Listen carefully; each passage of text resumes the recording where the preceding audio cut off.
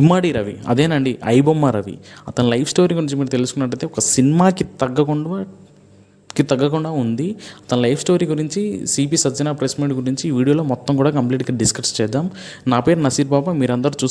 మీరందరూ అన్ఫిల్టర్ by Naseer channel చూస్తున్నారు. మీరు కంపల్సరీ ఈ వీడియోని లాస్ట్ వరకు చూడడానికి ట్రై చేయండి. ఎవరైనా మీ ఒపీనియన్స్ని కామెంట్ బాక్స్లో కామెంట్ చేయండి. వీడియో నచ్చితే లైక్ చేయండి, మీ ఫ్రెండ్స్ అండ్ ఫ్యామిలీ అందరికీ షేర్ చేయండి. ఇమ్మాడి రవి అనే వ్యక్తి మన ఆంధ్రప్రదేశ్ వైజాగ్కి చెందినవాడు. అతను ఆంధ్ర యూనివర్సిటీలో BSc computer science degree complete చేశారు. అతను 2016లో అతను లవ్ చేసిన ఒక ముస్లిమ్స్ అమ్మాయిని ఇంటర్ కాస్ట్ మ్యారేజ్ చేసుకున్నాడు. అతను వెబ్ డిజైనర్గా తన వృత్తి నేపథ్యాన్ని స్టార్ట్ చేయడం జరిగింది.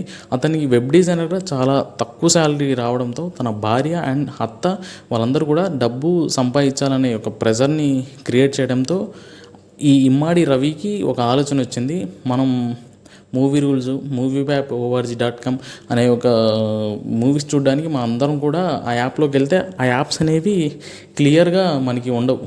ఆ యాప్ని మనం ఓపెన్ చేస్తే డైరెక్ట్గా ఇంకో లింక్ని జనరేట్ చేస్తాయి. ఆ థాట్ ద్వారా అతను 2019లో ఐబొమ్మ అనే ఒక యాప్ని క్రియేట్ చేశాడు.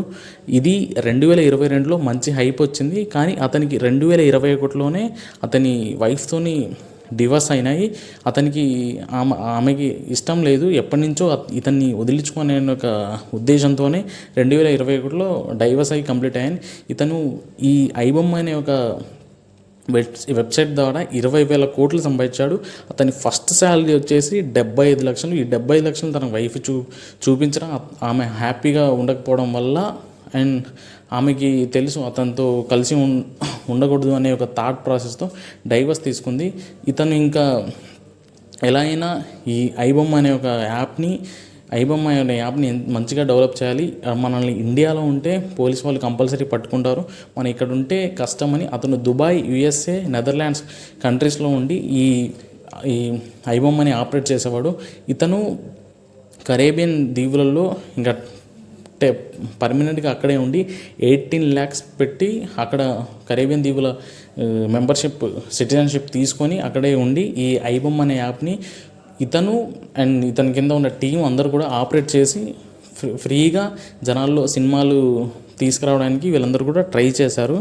ఇతని గురించి 2022లోనే మన మూవీ ప్రొడ్యూసర్స్ కేసు వేస్తే పోలీస్ వాళ్ళు 2022లో బెట్టింగ్ యాప్స్ మీద ఇన్వెస్టిగేషన్ చేస్తున్నాయి. కాబట్టి అదే టైంలో 2022లోనే బెట్టింగ్ యాప్స్కి ఈ ఐబొమ్మకి డబ్బులు వెళ్తున్నాయనే ఒక స్ట్రాంగ్ రీజన్తో అతన్ని వెతకడం పోలీసులు స్టార్ట్ చేశారు.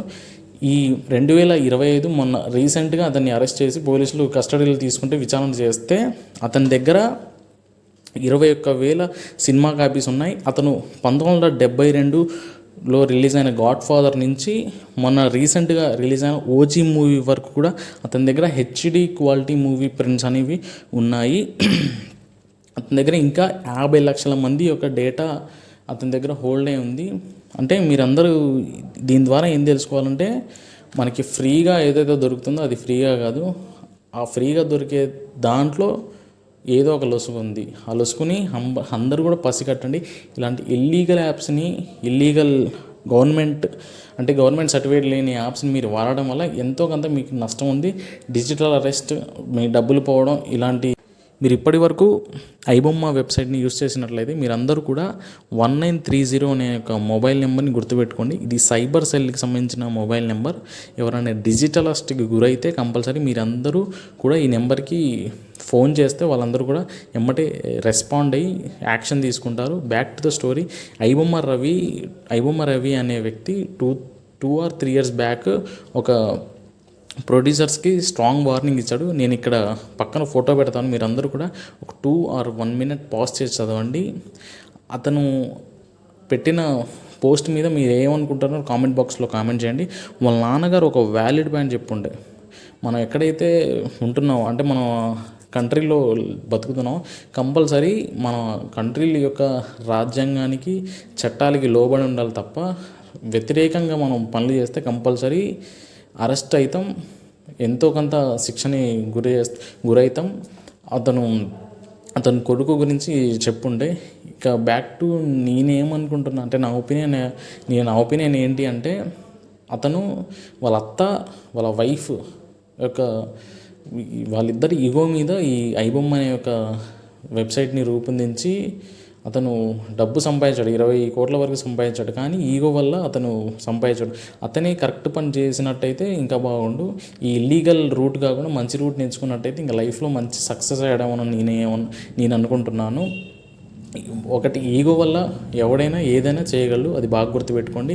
ఇంకేంటి అంటే మూవీ టికెట్ ప్రైజెస్ అనేవి ఈ డిస్కషన్ కాదు, కానీ మూవీ టికెట్ ప్రైజెస్ కూడా ప్రొడ్యూసర్స్ అందరూ ఆలోచించి ప్రైజెస్ని డిక్రీజ్ చేస్తే ప్రతి ఒక్కరు కూడా ఇలాంటి ఇల్లీగల్ యాప్లలో ఆర్ సమ్ అదర్ ఇల్లీగల్ యాప్లలో మూవీస్ చూడకుండా ప్రతి ఒక్కరు కూడా థియేటర్కి వచ్చి మూవీస్ చూస్తారు.